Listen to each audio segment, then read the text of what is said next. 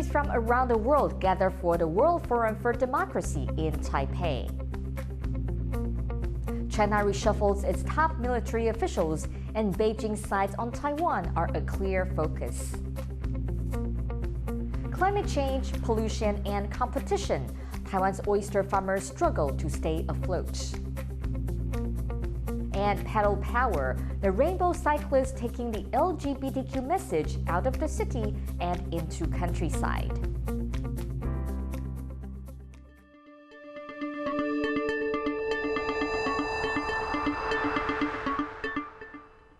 A warm welcome to TaiwanPlus News. I'm Betty Chen. Taiwan's defense minister says the country is ready to adjust to the new lineup of China's top military body, the Central Military Commission. Xi Jinping's reshuffle includes the promotion of an official with experience managing Taiwan-related affairs. As James Chater reports, the new appointments are a sign that Taiwan remains Beijing's central focus. At the recently concluded Chinese Communist Party Congress, China's President Xi Jinping put his military leaders in position.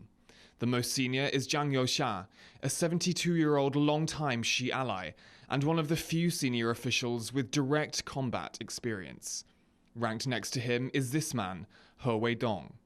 He previously led the Eastern Theater Command, the unit of the Chinese military that oversees the Taiwan Strait. He's credited with planning the live-fire military drills that took place around Taiwan after US House Speaker Nancy Pelosi visited Taiwan in August.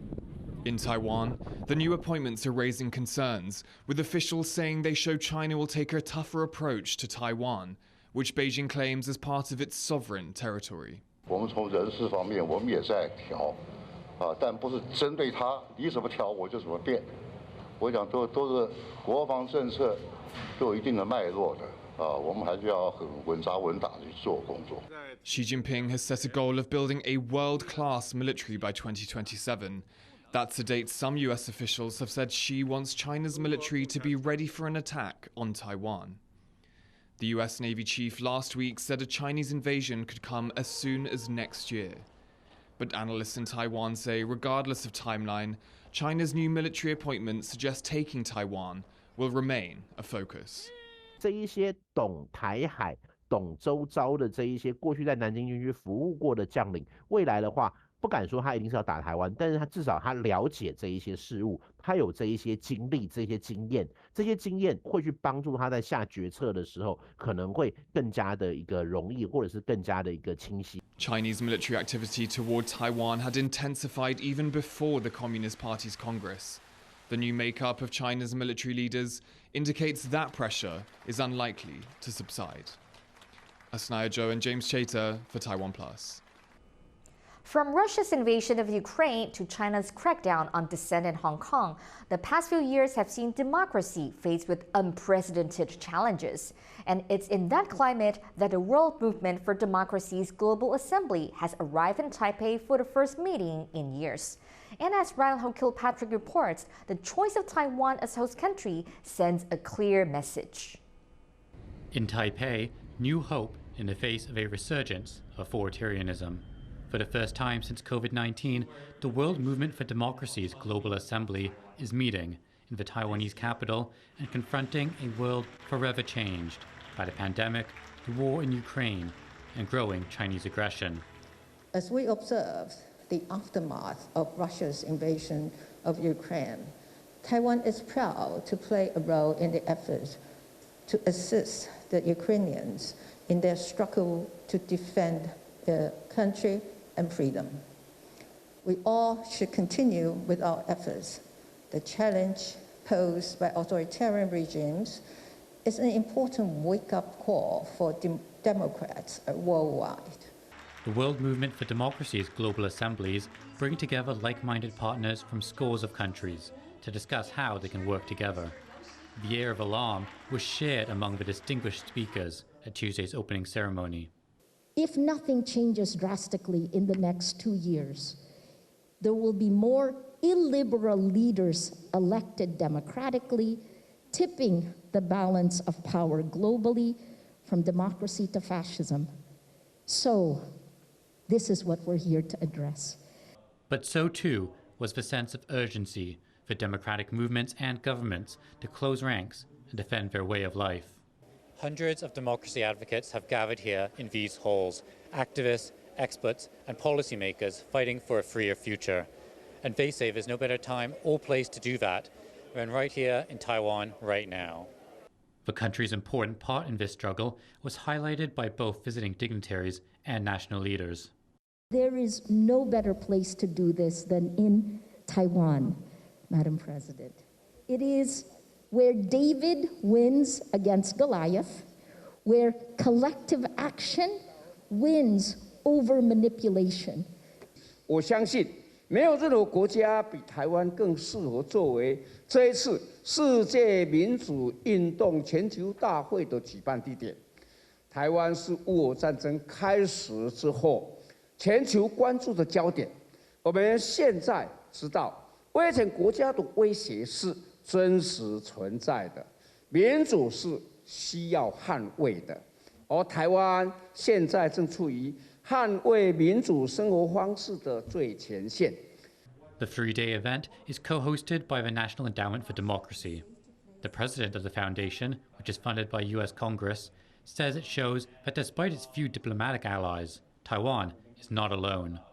Taiwan is far from isolated among democratic activists. Taiwan is at the center of a network of democratic activists now. Amid the buzz of hundreds of civic leaders from around the world, these are the sights and sounds of unity, not isolation. Klein Wong and Ryan Hill Kilpatrick for TaiwanPlus. A man in Taiwan has been ordered to pay compensation over a paint attack on Hong Kong pop singer and democracy activist Denise Ho 3 years ago. Ho was doused in red paint by a masked man during a 2019 event in Taipei to support Hong Kong's pro-democracy protest movement. The man was immediately arrested and identified as Hu Zhiwei, a member of the Chinese Unification Promotion Party. Prosecutors brought criminal charges against Hu, including coercion, public humiliation, damage to property, and obstruction of an assembly. He was found guilty earlier this year and given a 3-month prison sentence that could be commuted to a fine of around $2,780. Ho also filed a civil lawsuit against Hu, and Taipei District Court on Monday awarded her damages of 400,000 NT dollars, the equivalent of $12,360. The ruling can still be appealed. The return of overseas tourists to Taiwan has been slow despite a gradual lifting of COVID restrictions. Analysts don't expect tourist numbers to recover until at least the end of the year. And as John Van Trieste reports, this has hotels looking for other kinds of customers. It's been almost 2 weeks since Taiwan reopened to tourism, but the lobby of this hotel, just 20 minutes from the country's largest airport, is quiet. There are few international guests, so they're appealing to a domestic market. 目前呢，出国的游客其实蛮多的，所以饭店有推出早班机专案，会含接驳。那另外呢，在出差的这个部分呢，我们的商务客呢也比以前多了。Since border restrictions were eased on October 13th, there have been around 10,000 people arriving in Taiwan daily. But that's much less than the government-set cap of 150,000 per week. One reason the number of overseas visitors remains low is that the opening isn't a complete one. Before the pandemic, Hong Kong and Macau were major sources of visitors. But tourists from these places and the rest of China are still not allowed in. 在未来的话，以及现在，我们都是会先以国内的旅客为主。那也希望说，在之后呢，全面解封的时候，我们一样会有港澳的旅客可以回流过来。The hospitality industry doesn't expect tourist numbers to recover until the end of the year. 最容易进来的，当然逻辑上是香港，但是现在还有一些限制存在，所以国际观光客要马上能进来，能够看到实际上的效果，大概要2-3个月左右的时间。But there is optimism. The busy end-of-year holidays are just a few months away, and visitor numbers are expected to rise before the Lunar New Year celebrations in January. Patrick Chen and John Van Trieste for TaiwanPlus. Taiwanese men performing their mandatory military service could get a pay raise. 依据相关单位提议的以1.5万元作为一个生活费。如果这个方案是在兵役延长的这个部分确认的状况之下的话，那么国防部对于这个部分啊，是基本上是配合相关部会的一个意见。This proposal would more than double conscript pay from the current $200. It comes as Taiwan looks to extend mandatory military service from 4 months to 1 year. This is part of Taiwan's efforts to strengthen its military amid rising tensions with China. The Defense Ministry also held live-fire helicopter drills in southern Taiwan's Pingtung County. The exercise involved Black Hawk and Apache helicopters simulating attacks on airborne enemies and performing aerial maneuvers. The producer of Taiwan's Metagen vaccine is footing the bill for recipients' PCR tests. The company has been in a spotlight since Japan reopened its borders, letting vaccinated travelers from Taiwan enter visa-free. Great news, right? One slight problem.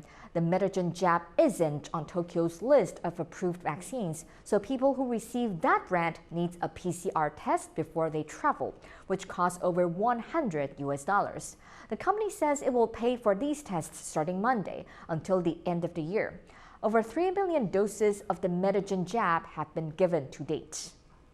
个人判断这是一个暂时性的措施了哈，因为我想随着这个国际逐渐在开放的趋势，那各国对于边境的这个检疫的相关的条件应该会逐渐放宽了。Taiwan's oyster farmers are struggling. Climate change and competition from abroad are leaving many wondering if they can continue. Yu Jinhuang reports. Oyster farmers in the small southern town of Dongshi collect their harvest. This should be the busiest time of the year for these farmers, but many here are struggling. 今年收成就歹啊，因为今年就是蚵仔暴毙，比以往较侪。Oysters are sensitive to the environment. Any change could upset the delicate balance of conditions needed for them to thrive. Climate change and pollution have both taken their toll on the harvest. And that's far from the only challenge facing these farmers. 越南蚵仔过来到这吼，一斤拢都130、4块啦。哦，咱伊即摆啦，咱本地哦，进一斤蚵仔都150、160块迄个左右安尼就对安尼啦。当然有影响啊。越南的蚵仔即摆较俗啊，就去顾着咱台湾，而且越南的蚵仔较歹食啦。To gain an edge, some farmers are working to make their produce more appealing. Oysters bred in baskets like these are meatier than other varieties. But many farmers believe the government needs to intervene. 希望说政府单位在这各方面的技术还有农具资材上面能给我们更大的协助，让这个产业继续延续下去。Farmers want the government to require that the country of origin is clearly labeled whenever oysters are on sale. Authorities have yet to commit, saying instead that they are investigating why Taiwan's oysters are dying at such an alarming rate. Which means, for now, these farmers can only hope that they'll survive for another year. Alex Chen and Eugene Huang for TaiwanPlus. Stay with us here on TaiwanPlus. Coming up, G is for grouper. How Taiwan schools are doing their bit to help farmers hit by a Chinese ban on their produce.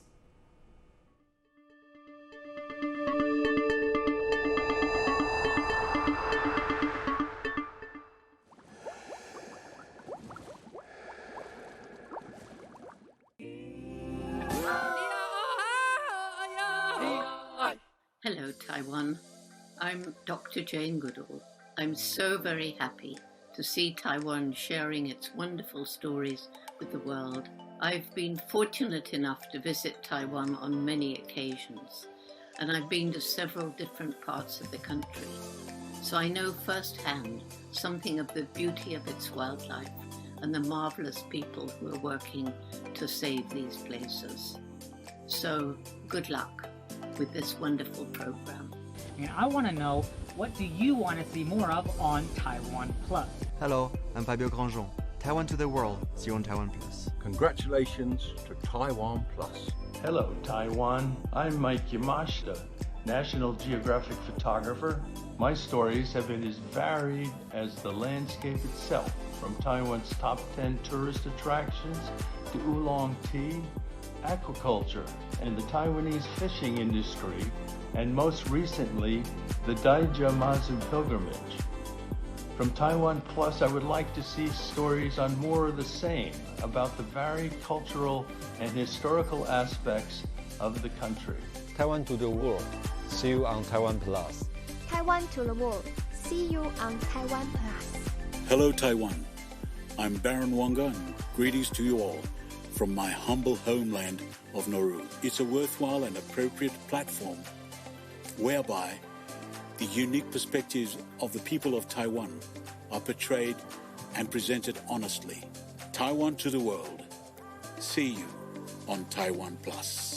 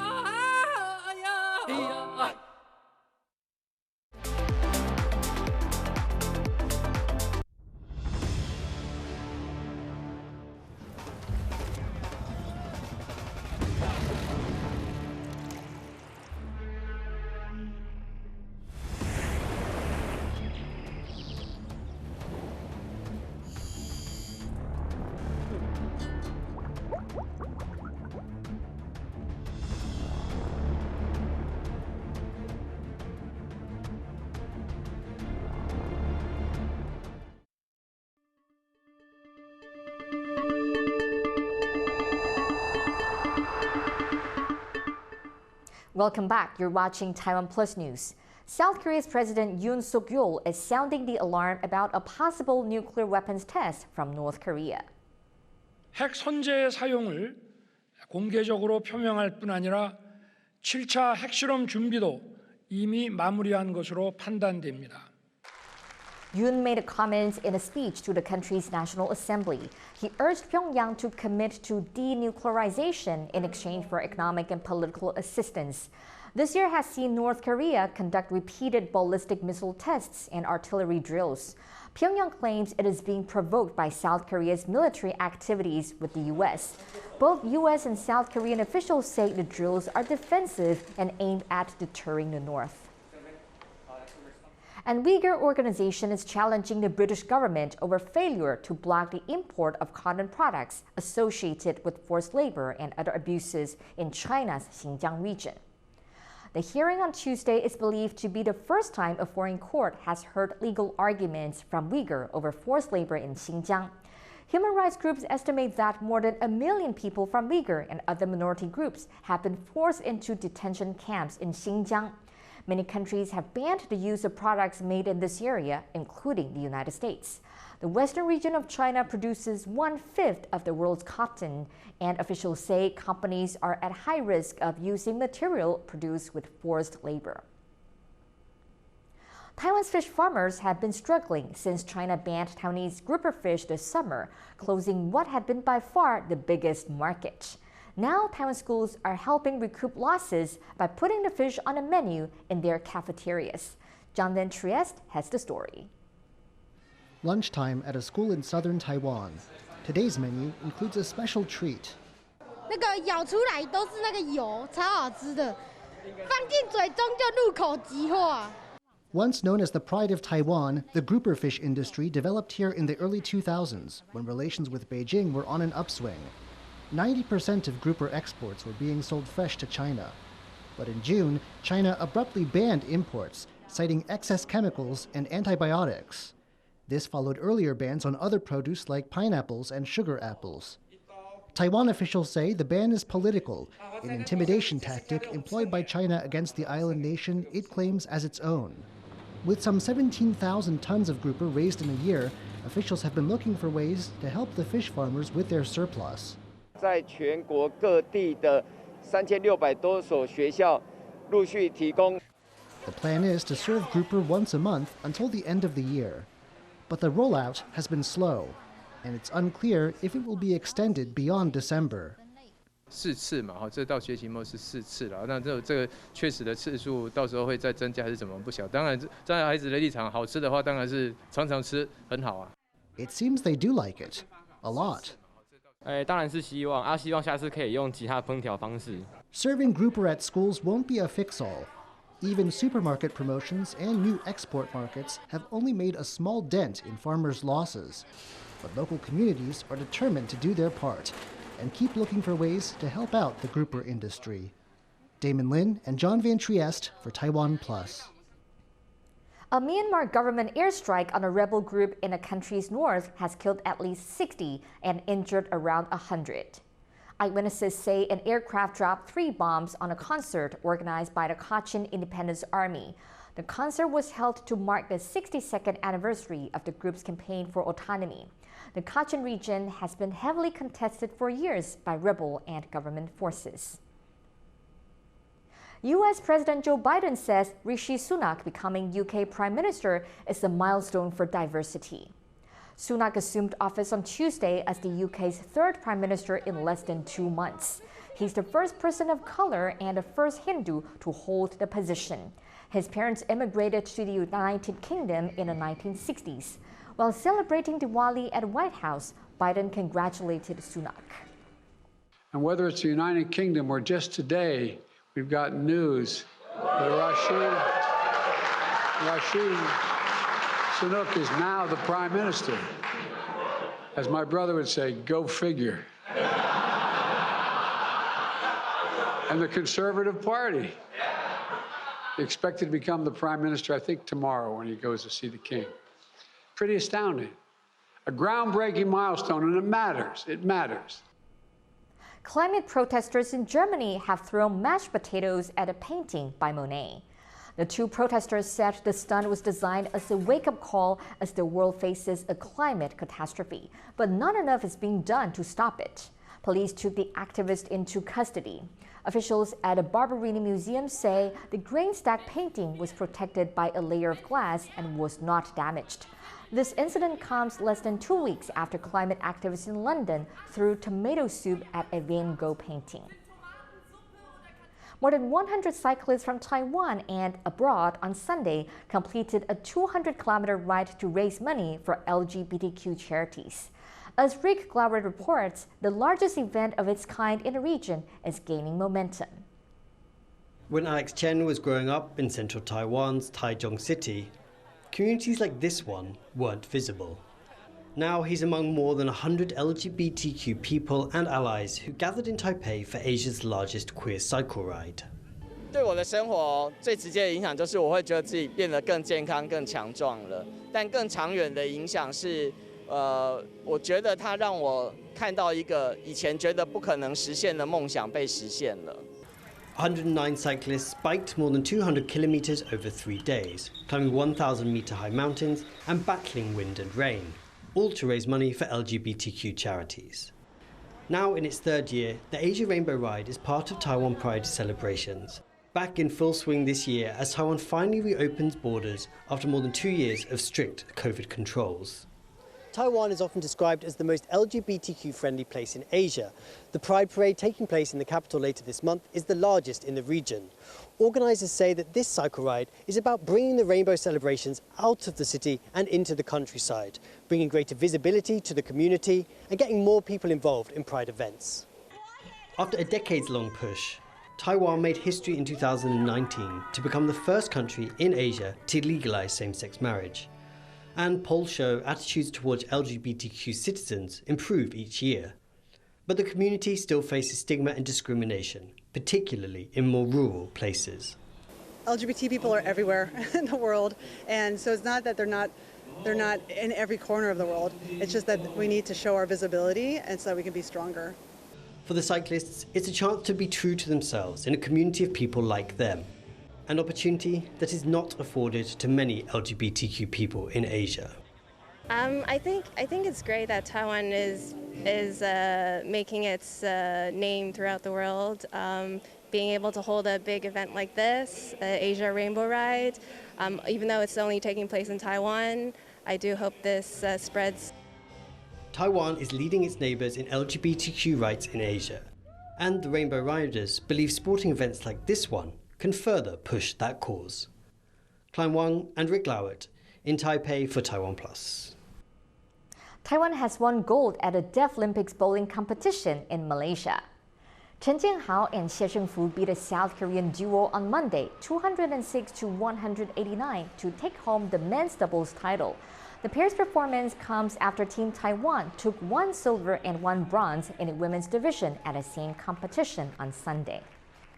比赛的时候，教练会指导我修正我的动作，让我可以丢得很精准，不断提醒我，因为我常常会疏忽。谢谢教练的指导。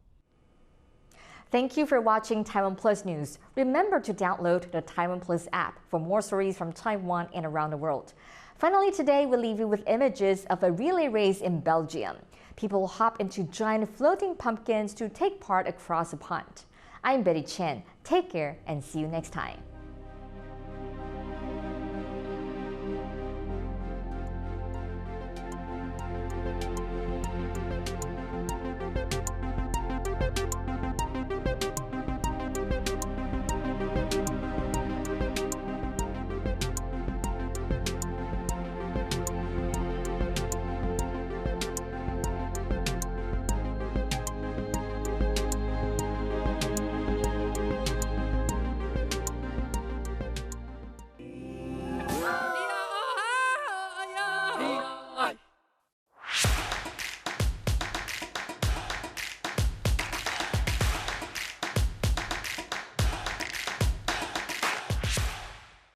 For more stories from Taiwan and around the world, please make sure to download the Taiwan Plus app.